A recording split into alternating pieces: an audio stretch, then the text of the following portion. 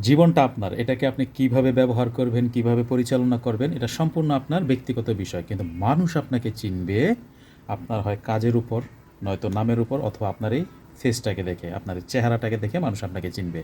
কিন্তু আপনার বাবা-মাকে কীভাবেই চিনবে জানেন?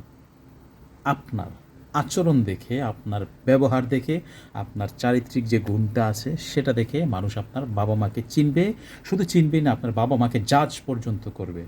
যদি আপনি মানুষের সাথে ভালো আচরণ করেন, মানুষের উপকারে আসেন সব সময়, তাহলে মানুষ একেবারে চোখ বন্ধ করে বলবে, আহ, কী সুন্দর রত্নগর্ভা মায়ের কোলে সে জন্ম নিছে, বাবা ধন্য, তার বাপটা ধন্য এমন সন্তান জন্ম দিয়ে।